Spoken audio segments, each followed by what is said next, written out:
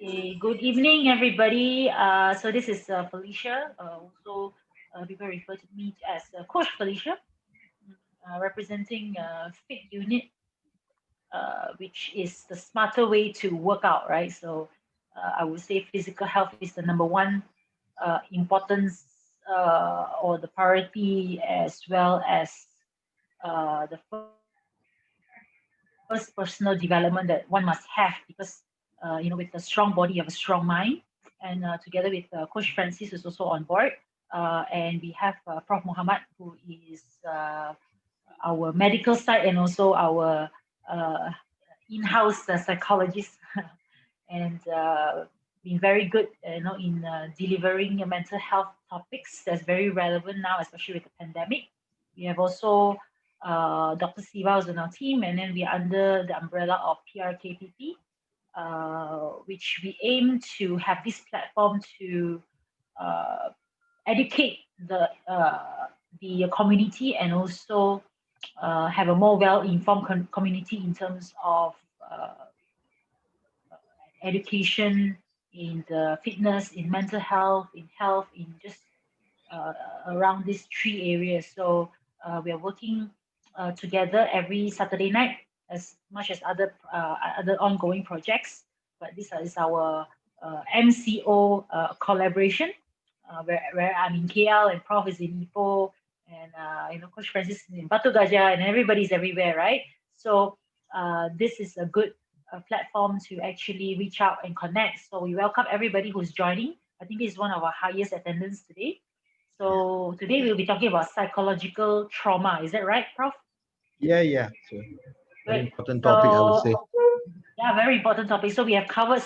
If you want the list of the 11 weeks that we have done, we covered from parenting to mental health to relationships to even, of course, COVID-19 to entrepreneurship to fitness and corporate wellness to so many topics. So these are all that you can actually look into our Facebook page, Fit Unit, or you can reach out to my YouTube channel as well.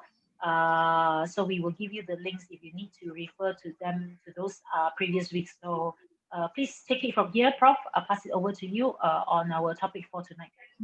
Okay, thank you, Felicia. Thank you so much for the introduction.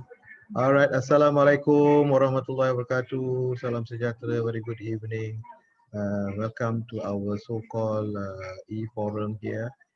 Here is not only just basically I'm telling or talking, but I hope we are sharing. So we will get a lot of input from you all. Anyone who can ask any question can write in the chat or can go online itself to talk to us and anything that you want to do. You're most welcome. Okay, just let me share my slide for tonight. My topic for tonight is basically what I call psychological trauma. It is a very important topic because a lot of us basically started from the very young. We have a lot of events, we have a lot of incidences that happen to us. And since then, most likely it get imprinted in us. And to some, if the events are rather negative in nature, the imprintment could be very long lasting. It could actually make us be who we are right now. So what is happening to us now is actually have a lot of things to do with how we develop, how we actually being molded by our parents, by the environment, by the learning that we had. So basically, it is a very important issue. As you know, any of the psychological condition that crops up right now all have to do with our young age development, our young age experiences and whatnot. So this is the topic which I believe basically we need to address because childhood psychological trauma or even trauma in adolescence, even though it's the first time that happened, or in adulthood, it can give you a lot of very negative impact. So the diagram itself or the picture itself has shown the situation whereby we see an individual who possibly are in distress or is in distress. So is a child, you can see that sometimes the child even at a very young age has experienced this kind of a thing, which we may know, which we didn't even realize what is going on. But when the child come to us, this is how we can see that what happens before has been to mold them to become what they are now. So basically, as you know, whoever that experience trauma, here there's some statistic kind of a thing. It's about 4 times most likely to become substance abuser, which include alcohol and also use of drugs. May also have the 4 times that is more likely to develop or in a form of promiscuous sexual behavior or sexual transmitted disease, and about 15 times more actually can end up with hurting self and even to the stage of committing suicide. uh, 2.5 times more likely to end up with cigarette use, and 3 more to having trouble, 3 times more to be having trouble with a job, or 3 times more likely to experience depression, right? 3 times more to have problem absenteeism at work, or end up with 3 times more to be having experiencing depression, and on top of that with antidepressant medication. So we can see how trauma actually can cause us trouble. And as you know, what it is, psychotrigger trauma is basically something that happened, rather overwhelming amount of stress that actually someone face, and unfortunately it is beyond their ability to cope, and they were not able to integrate their emotions when they have this experience. So it's usually it's a damaging kind of to the mind as a result of that distressing experience that they had. So that is the definition. We can also name it as actually emotional trauma, not only psychological. We can use both the term emotional and psychological trauma. As you know, it is a result of, again, extraordinary stress that shatters your security, making you become helpless even at that point of a time. And as you believe you are in the environment that is actually not conducive to you, in a way to you, is a very distrusting environment. It's a dangerous environment for you and whoever that experience it. So the psychological trauma leave you struggling with a lot of issues, upsetting emotion, upsetting memories, and anxiety, which actually will stays on and doesn't go away. And then there is also possibly with a chronic kind of a situation, example like when you experience acute stress disorder, later it become post-traumatic stress disorder. It will actually bring a lot of brain wave changes, brain function changes, neurophysiological changes, cognitive changes, and whatnot. So obviously, in the long run, it will affect your transmitters, the balance of your transmitters that cause you to become at peace. Unfortunately, when you lack all this, then it will get you into mental disorders. So there are different types of trauma. One, you call it acute trauma. Usually it happens with only one incident. Then we have what we call chronic trauma. This is repeatedly over time. Someone actually feeling distressed with the issue that they are facing. And another one is called complex trauma. Usually complex trauma has a number of events that actually affect on the person. And in this case, it is more often the interpersonal situation, and that situation will be even developing at very young age in children. Yeah. The other so-called situation, chronic trauma, can also occur from the very beginning at a very young age within the children. So there's another way of looking at it. 3 types of trauma. The acute trauma is usually single stress or dangers that they are facing. Chronic trauma is repeated and prolonged, causing, example, cases of domestic violence, bullying, abuses, and whatnot. And complex trauma is a result of exposure to multiple traumatic events. And the most important about complex psychological trauma is when somebody is exposed to repeatedly or repetitive, prolonged kind of stresses. Usually for children, they were actually facing what we call abandonment kind of a feeling, or feeling being harmed by the caregivers or by other responsible adults that they are living with. Usually when it occurs at a very young age, that is what we call the developmental age. And when it becomes, it develop into what we call a vulnerable person, It's very unfortunate. It will stays on with that particular victim, with that particular child to even the later stage of his life, into adolescent, into adult. And in addition to being life-threatening or terrifying, this can go on and on and on. We call it a perpetuating nature, whereby it will never stop from them actually facing all these so-called uh, additional events that make them feel traumatic, right? And usually it involves subsequently in terms of relationships issues. As you know, trauma, usually with any individual who experience trauma, especially at a young age, I would say that my focus today is actually to understand the adult, is to understand when they were young. Usually what we worry is at the very young age, from 1 year old to even 7 year old, or even to, I mean, possibly going to middle school.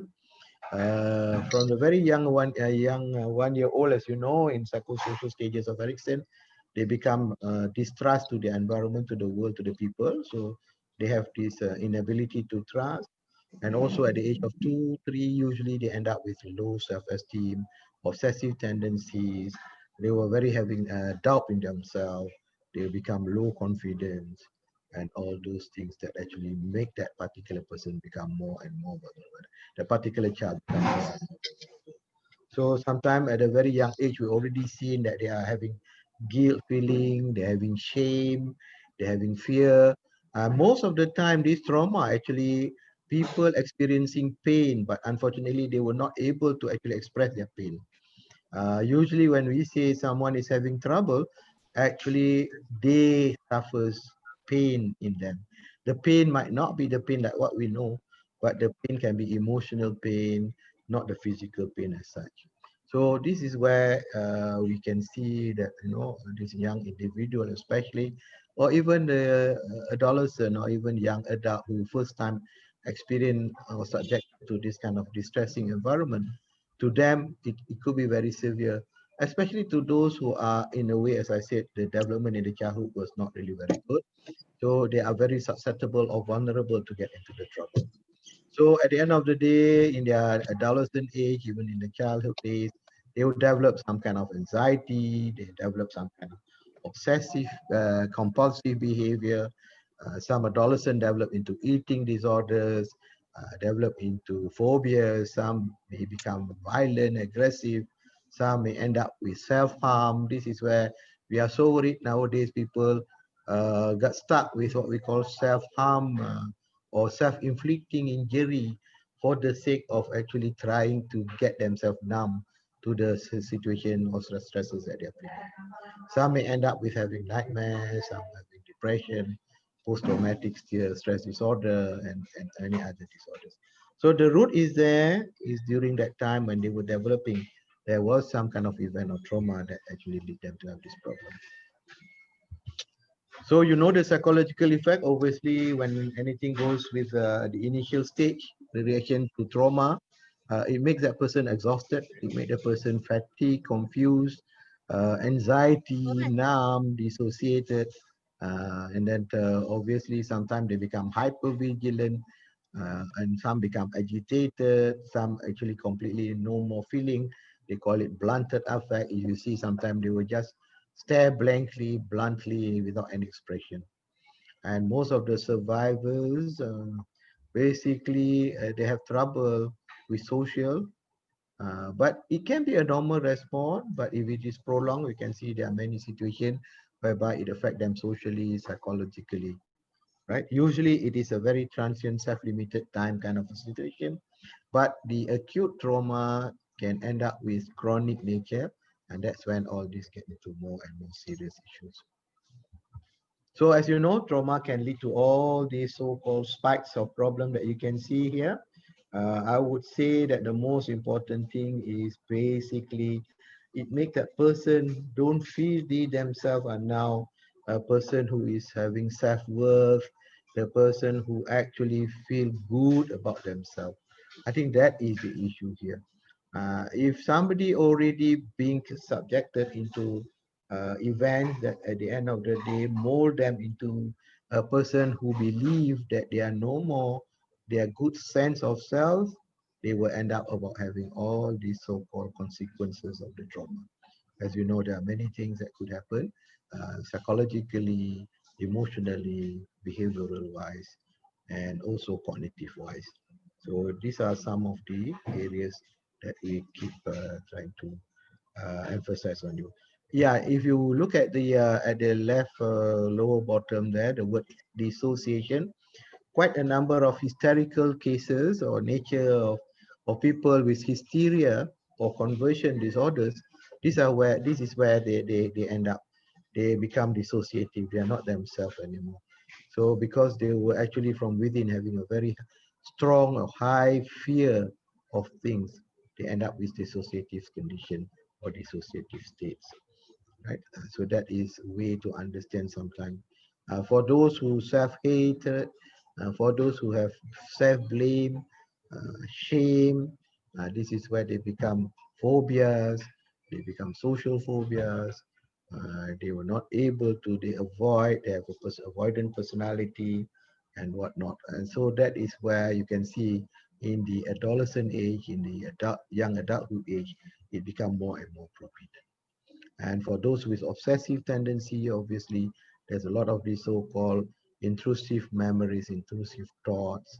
All right. And for those who can become easily anxiety, they have what we call the startle response and whatnot. So many of these so-called features suggest quite a number of mental condition or mental disorders.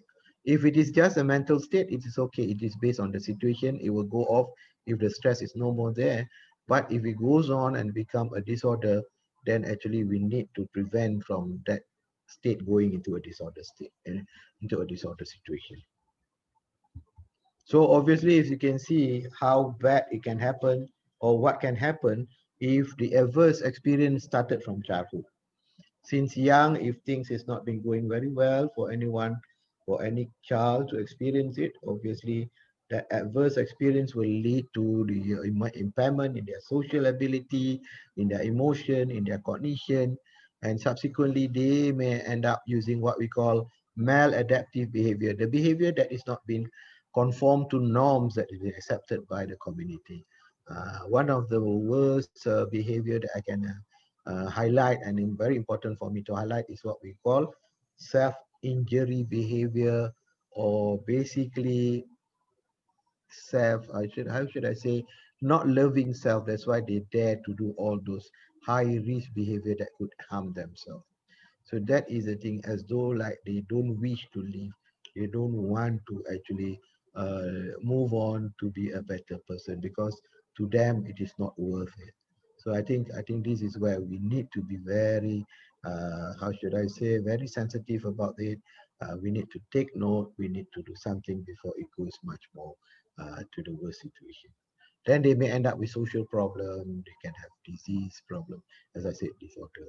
And usually, unfortunately, for most of us, our lifespan for male and female in Malaysia is in the 70 years of age. If I'm not mistaken, 73-year-old for male and 76-year-old for female. So if we are having trouble in a very young age and we are going to live a long life for another 50 years, 60 years, 70 years, then you should actually realize what will the quality of life be. If someone is actually vulnerable, if someone is actually weak, if someone is actually subjected to emotional and psychological disorders or distress. And here I would say that actually the first thing that we all can do is what we call as a first aider. We can actually help to provide psychological first aid. If we know someone is actually probably having trouble being quiet, being alone, no more able to socialize, appear to have possibly having even a crying tendencies, even not performing in school, not performing, not eating well, not socializing. So what we can do is we can actually be a person who, to start with, maybe we become a facilitator.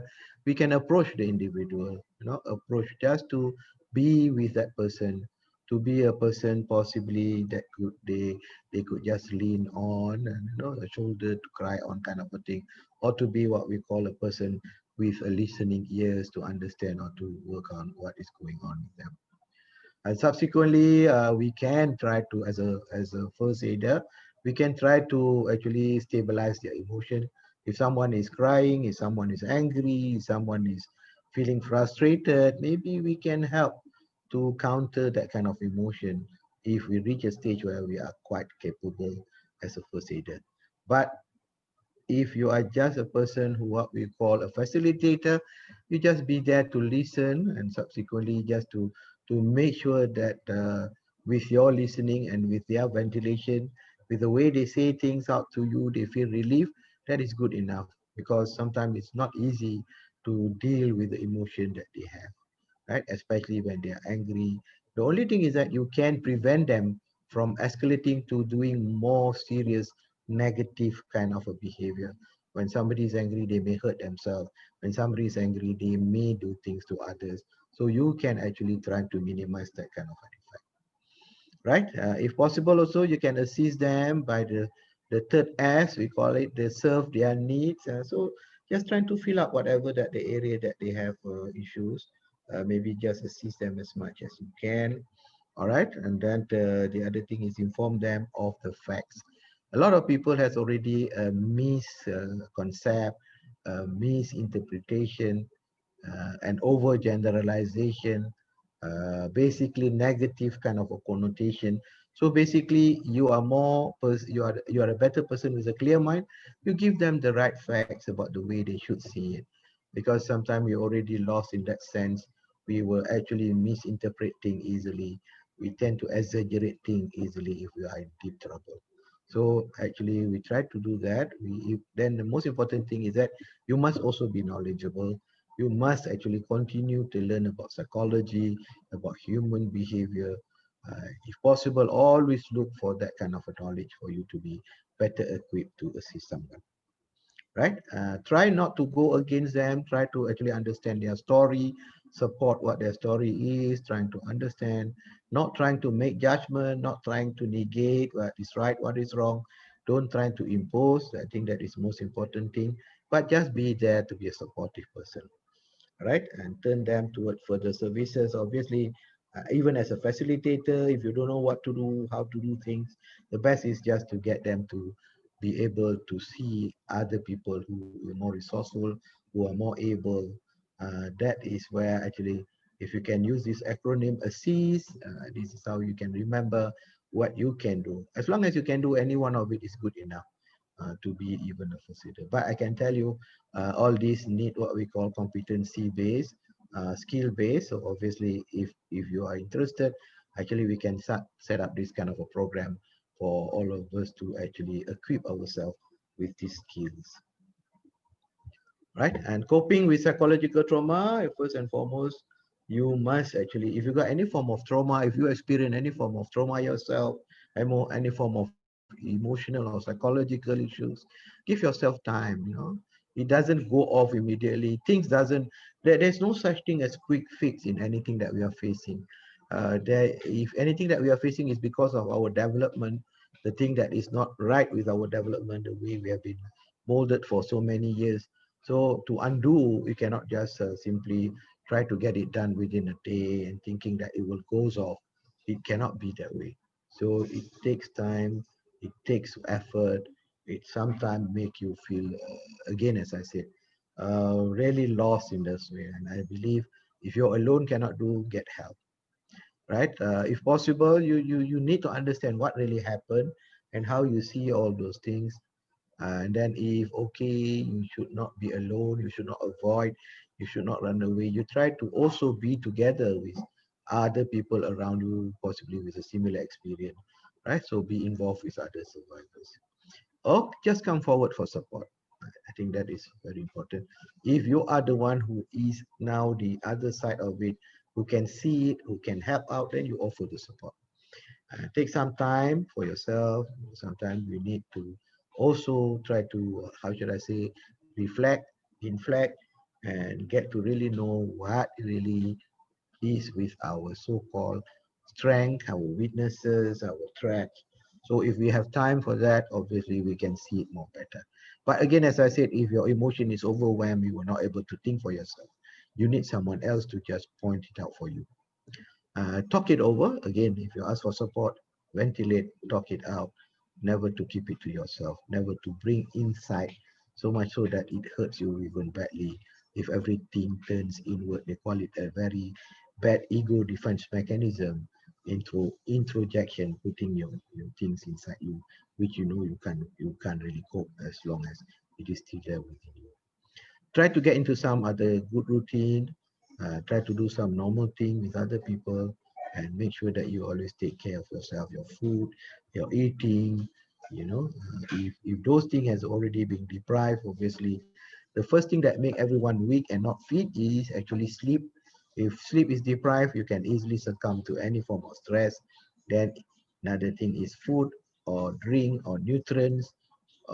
If you don't have enough, your body is not even able to actually face the situation, right? So your rest, recreation, and then the use of the body, proper exercise and whatnot. So it's very important to take note on how to cope with any form of trauma for self and for people around you that you want to help. As it is, there are many methods that we can use. For us, we may do what we call counseling session.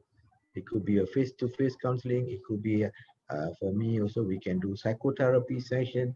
We can use a lot of eclectic maneuvers. Example, being mindfulness, using mindfulness, or we use stress reduction management tools. So we take control ourselves, and we also offer support. So there are many ways actually to handle this problem. Right. So always remember in ourselves, we have all the four domains, which include the big environment, social environment domain. So believe and look at this aspect, the mind, the body, and the soul. So the physical, the mind could be the thinking, the cognitive, and the emotion. And then the soul is a spiritual being. And subsequently, we have around us our social and environmental domain. And all these domain, as I again and again I emphasize, need to be actually equal balance, equal achieve. No such area should be left out. No such area should not actually be in a way not taken into consideration. So again, now we are having another trauma to some, maybe not to all, but to a few who actually face first direct contact with regard to COVID. Obviously, there will be emotional distress. So hopefully that won't last long, but to those who really experience, it could be what we call acute stress disorder. And subsequently, after 1 month of facing this problem, if it is still maintained with the anxiety, they call it, they become post-traumatic stress disorder, and also may end up with depression, may end up with phobias, may end up with many other conditions. So we need to take note of all these situation stresses that we are facing right now. There are many events that can cause someone to feel a trauma.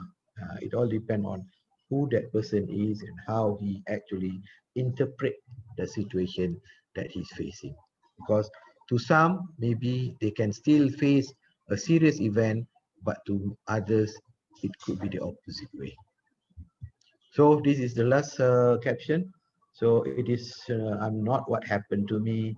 I am what I choose to become. That means you are still in charge. You are still in control. Obviously, when you are weak, you may not be able to be in charge. But actually, if possible, try to develop yourself to be very strong so that you are always be the person who's in charge of your. So that will be my last slide, and I will open up for our discussion. So back to Felicia. I will stop the Wow. sharing. Right. Thank you so much, Prof. I think that's a really uh, good and compact to understand psychological trauma. I think everybody, I always believe everybody has their trauma, everybody has their hang-ups. It's that level of um, complexity, and of course, given the environment, and some people, they are not as privileged for that support to recover. So it may drag on to later on in their life. So, you face that in your work, in your relationships, and most importantly, you're facing yourself. Yeah. And yeah, and I really like the last slide as well, because I believe everybody has a choice. Things happen, It's like 10% is what happens to you, and 90% is how you respond or react to it. So when you start to choose to stay a certain way, whether it affects you positively or negatively, and that becomes you, then you don't have a choice anymore, because it's like mind, because we mind is a very complex thing, so when we end up uh, going in circle and circle and circle, and then it becomes a very complicated knot. Yeah. So the and I actually maybe want to ask the difference between being a facilitator. I think a lot of us are potential, because we are the first aider of, like, when I'm working with clients, or when you're working with your patients or your students, and let's say a husband and wife. Because recently I saw this uh, quite popular YouTuber and influencer, and and the husband has a startup company, so they actually started to speak up. They posted a YouTube video recently on how the husband actually went through depression, and it went on undiagnosed for about 2 to 3 years, until when the pandemic hits earlier this year. Uh, he went to a proper, seek help finally, because it was already sort of having a very negative uh, impact on their relationship, on their marriage. And it's great because you can see husband and wife, that the teamwork and things like that, but to be able to talk about it. So maybe you can share a little bit more, and how do we become, what are the signs that we can actually tell, and how do we facilitate or becoming a first aider, besides assist, beside, like, what are the signs that we should look out for, Sure. and what we should say and what we shouldn't say. Yeah. Yeah, maybe you can give like examples of that. All right, sure. So that's just basically the whole gist of what we do. All right, Yeah, yeah, basically, again and again, if I may try to emphasize to all of us, is that we should not get into a distressed state so bad that it become a disorder. So that's why we are here is actually to do what we call preventive psychiatry, or preventive mental health issues before they escalate into serious situation. So take note to that, so that we don't need to subsequently, after it become a disorder, we then trying to undo it is not going to be easy. So the telltale sign is actually a lot. In most of us, we should know what we call in a person. They will have what we call the pre-morbid state of a person. That means before they become morbid, they become unwell. What were the normal thing that we see in this particular person? They call it the pre-morbid personality, pre-morbid behavior, pre-morbid, doing things and whatnot. So if we can note that, immediately, if there is a change from that norm, immediately, suddenly a person who actually can talk become quiet. Suddenly a kid basically appears to be avoiding, running away, when before they did not show that kind of a thing. That is called a change, which can become the telltale sign. You don't need even to see them getting into depression, crying, or getting into anxiety with palpitation yet. But that is the issue. So first and foremost, to most of us, we see the level of functioning, personal level of functioning. Anyone who change from their personal doing things that has been doing, and they become a different person in that sense, that is actually a telltale sign. And then subsequently, if at work, you see, even if you don't know his personal things with you, but at least you can see the occupational functioning, how he function at work, that could be another telltale sign. So the first element of is what we call personal functioning, social functioning, occupational functioning. The other aspect is that, again, as I said, if we want to help out, yes, we need to tread on a very, how should I say, a very sensitive line with regard to pupils or persons or those people who are experiencing this kind of issues. They may be very hyper vigilant. They may be very hypersensitive. They may actually completely, if you don't know how to deal with them, they shun away, they run away. Then you cannot get them to be closer to them again to assist.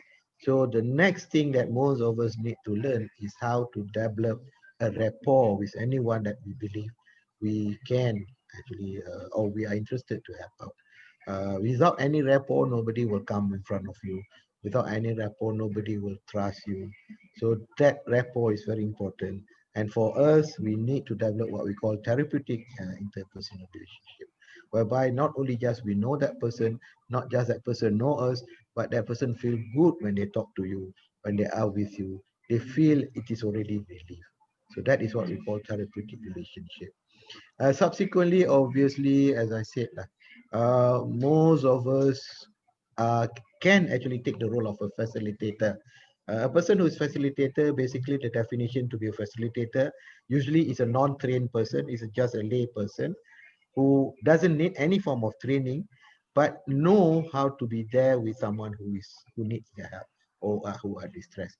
So a lay Mm. person who is there, basically, as I would say, the easiest thing that we can do, just lend your ear, listen, listen attentively, trying to understand, because these victims or these people need to ventilate, need to Yeah. open up, need to talk. They can only talk if they know who you are. They will only come to Mm. you if you have that relationship. So actually, to establish a good relationship means how good are you actually to win someone's heart.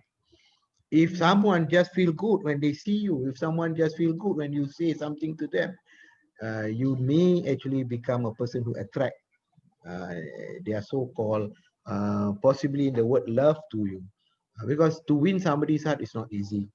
Mm. But then if they see you, you may not even speak with that person at all before this, but they have seen you around, they have seen you how you behave with other people.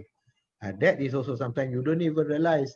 Actually, that is your so-called attractive nature that they want to be with you or want to ask you something. Mm. So these are all actually skill based. A lot of people, as I said, people will be able to get to that level if they are highly emotionally intelligent. They Mm. know who they are. They know how to bring themselves around with people, and they know how to actually put themselves with people around. So these are Okay. the various areas. Obviously, to become a first aider means you already have some tools to have. Facilitator is only to be there and subsequently to refer them to proper people. Because Mm. to facilitate example, as I always give example of facilitator is as simple as this. I don't know anything about car, but at least if I saw someone had a breakdown at the highway, I would just stop by and see whether how can I help.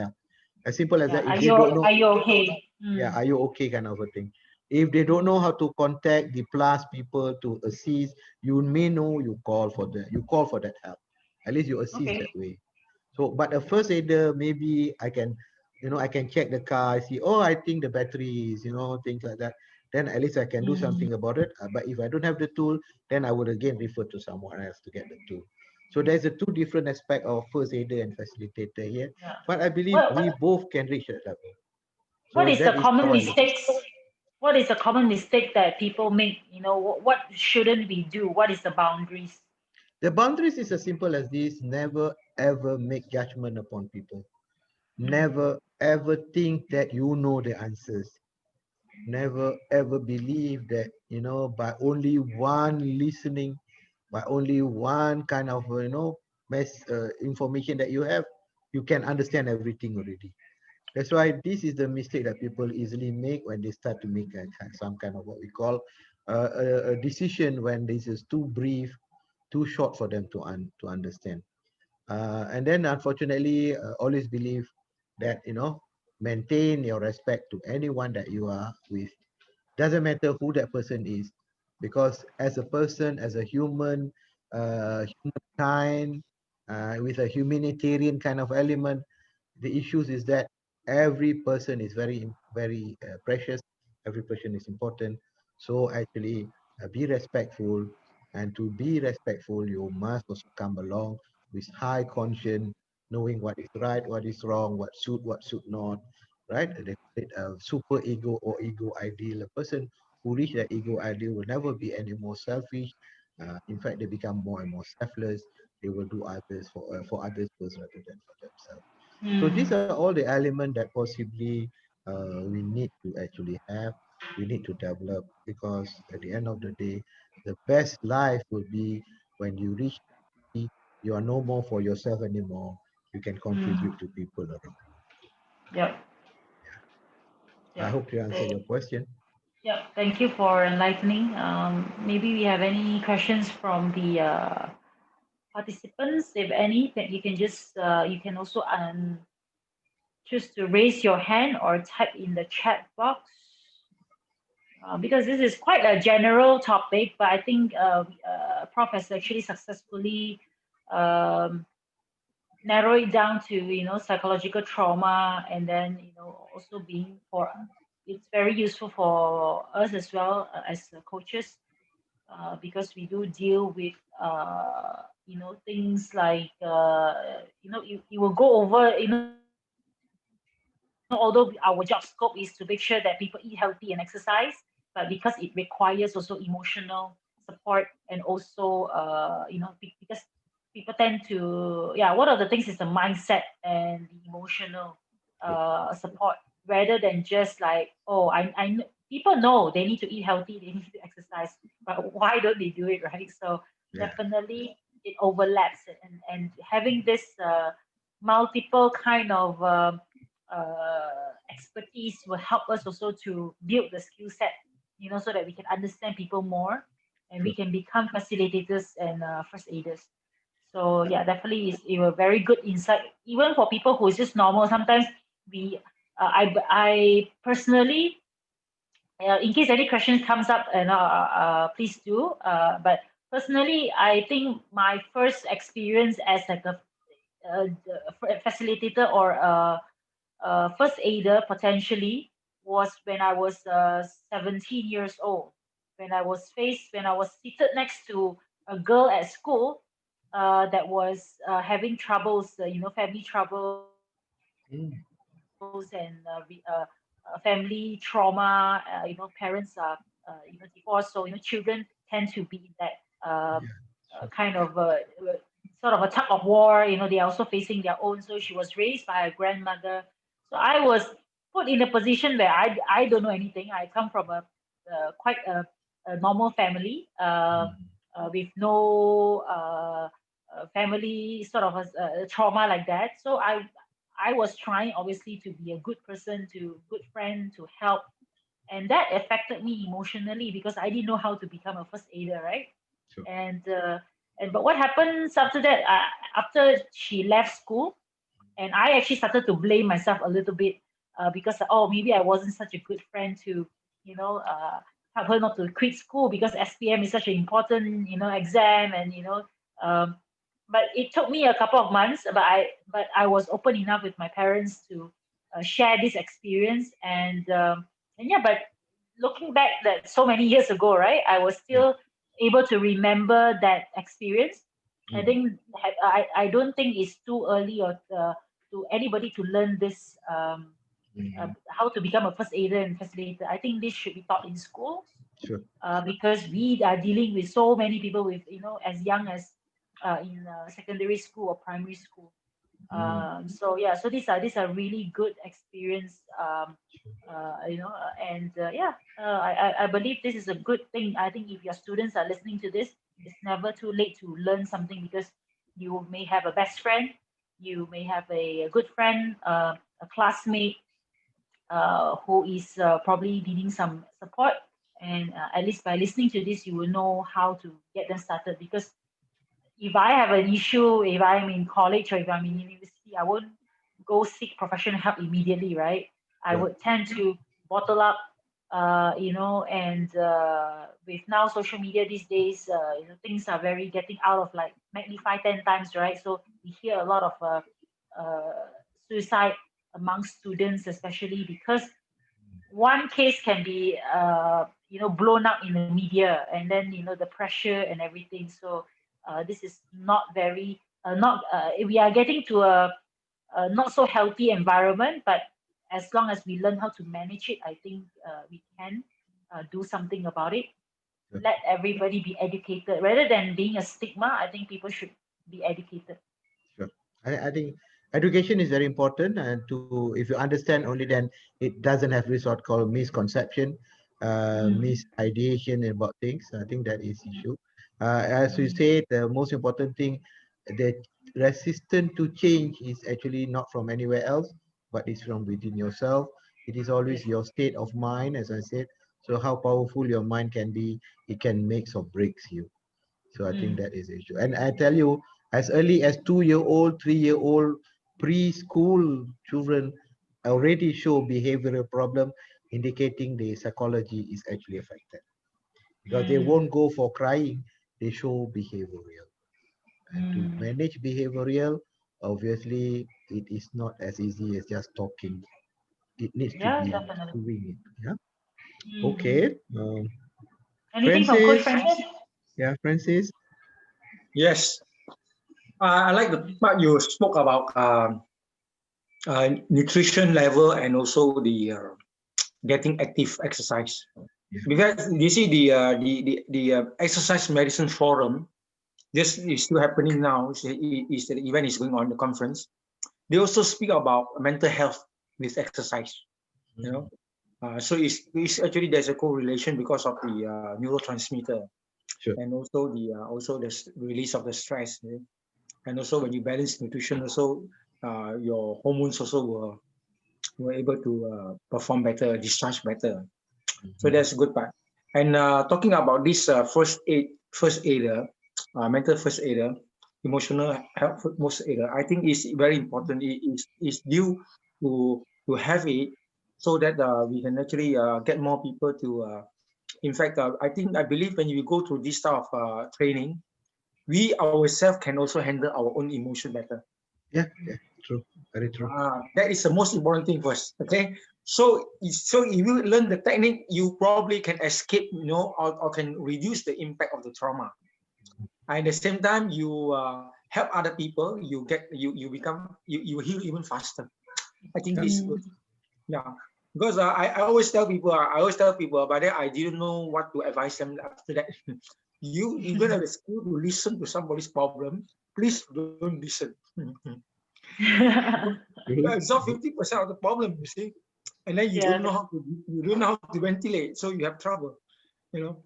So anyway, with this so-called enlightenment, I believe a lot of good things will happen. So I think there are so many listeners here, and later we will record it. So Mm. try to share this thing so that see Mm. whoever is interested, you may just message us, and then we feel if we have the numbers, we want to help to with professor may want to help to conduct this type of training for us. Okay, that's good. Mm. Thank you so Sure. much. Yeah. Okay. Yeah. All right. I think what Coach Francis said was right because when you start to feel better physically, because for me, pandemic exercise has helped me a lot too. And taking good care of nutrition, I started doing more home cooking and doing more. Yeah, because you control what you eat when you are cooking for yourself, right? So you usually use the better ingredients as well, or more simple ingredients, things that you know what's going to go into your food. And having, of course, obviously why fast food and junk food, they're also all made to make you be addicted to it, and those food actually uh, have an impact on your psychological, because it makes you addicted, it makes you want it. Mm. So, and it makes you feel good actually. Mm. When you don't, let's say sugar, right, makes you feel good when you are depressed or sad. But the thing is that it comes and it goes away and it comes again, so it's a vicious cycle. It's not going to solve your problem, but just give you temporary happiness. Sure. Right. As I said, So once you are starting the craving to have it, it's become a dopamine induced crave. That's why yes. you want it again and again to get that feeling. That's why Yeah. addiction can be in many forms, not only in Mm, illegal substance, but even true. in all those items that is actually around us can be, we can get into trouble. Yeah. Even like All drinks, different. carbonated drinks, like Any form of all pleasure. those any form Mm, of pleasure. So yeah. always remember this lah, the life, basically the life that you have to be always think that, don't over or don't under indulge in things that you want to do. Mm.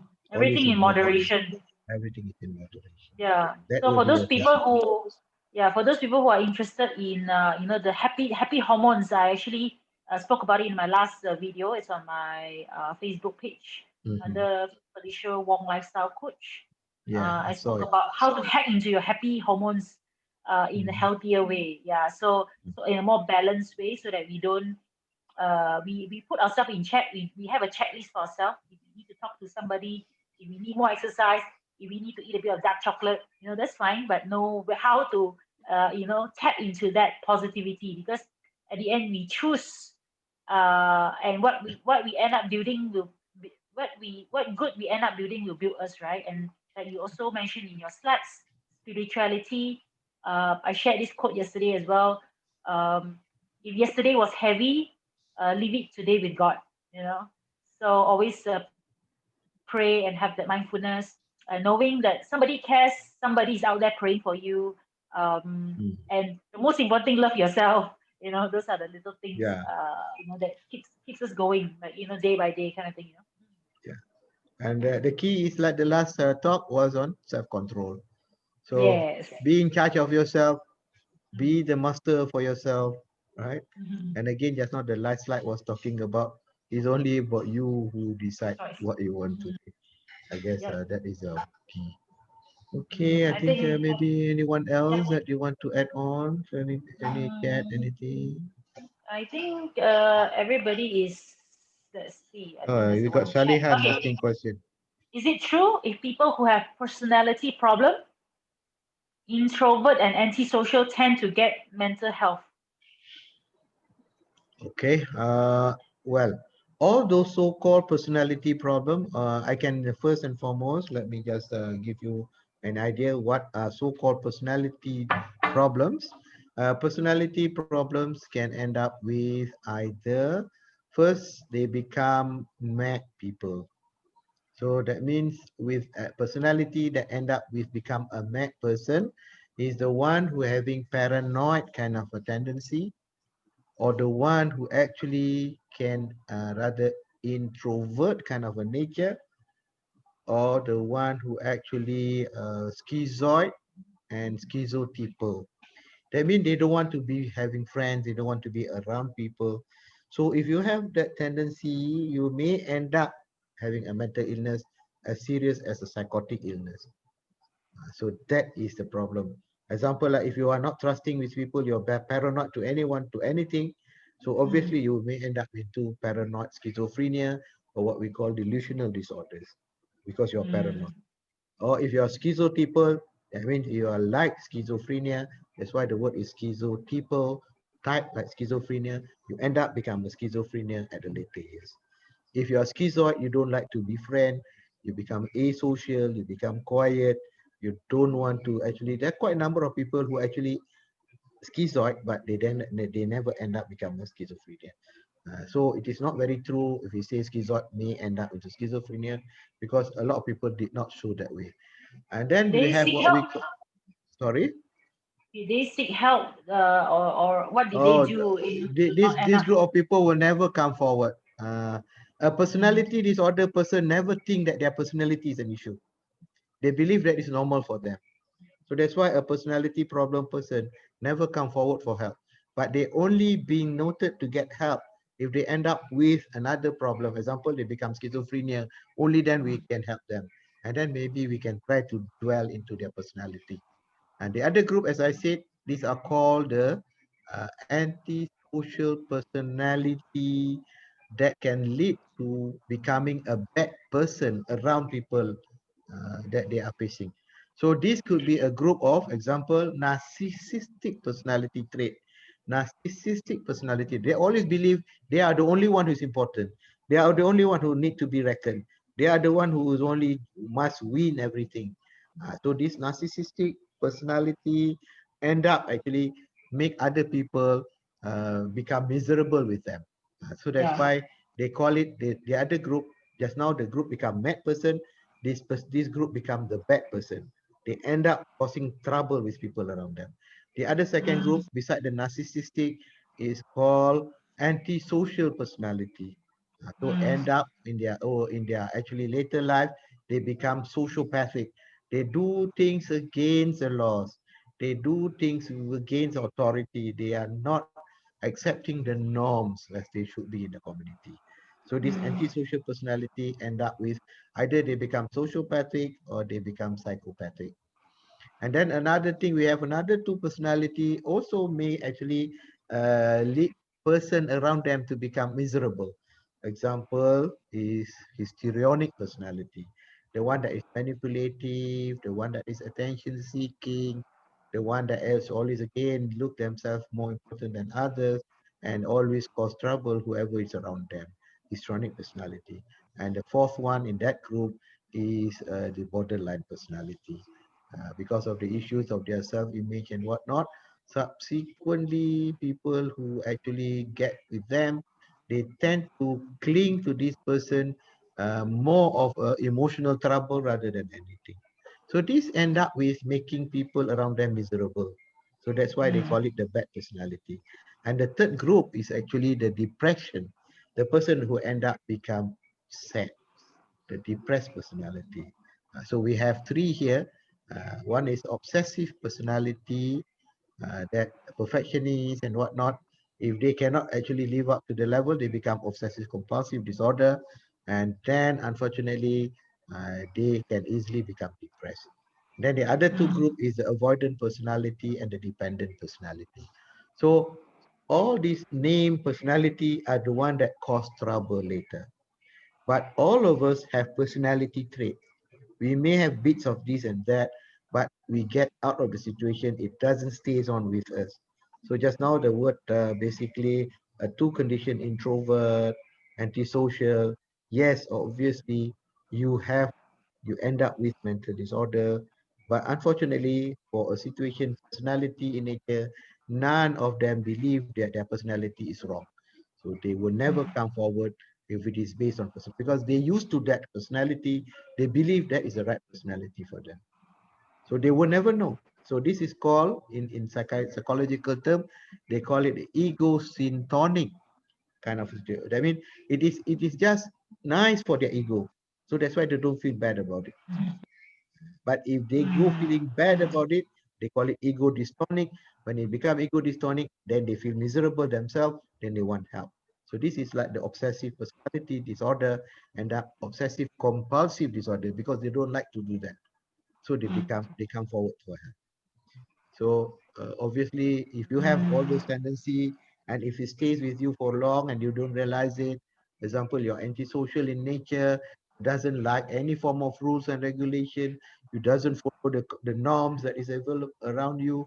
So maybe you don't realize that, but people tell you, maybe take heed about it so that you don't end up. Yeah, I think have a good That's how support system with you so that you have people to give you honest and good feedback, in a non-judgment way. always allow people to give you feedback because nobody like to be given feedback because people Yes. think it is personal and people think it's attack, personal attack. I think that is because our ego self. But if we know how to bring around our ego ideal more, then we are not worried about that so-called personal attack. But most of us actually live in our ego self, whereby ego self is trying to preserve yourself, trying to show that you are the most important one. That's why you don't like people to threaten your ego. That's Right. why you easily become jumpy, sensitive, and all. Yeah, I think that will be another good topic maybe for the next few session. We can slowly digest it, or Prof can think about certain things that how do we know and identify our personality traits, and how do we be mindful and work Yeah. on In fact, how to get feedback and sure. I just had an exercise with my client with regard to going through the 16 personality traits of 16 personality profile, Brick Mayer.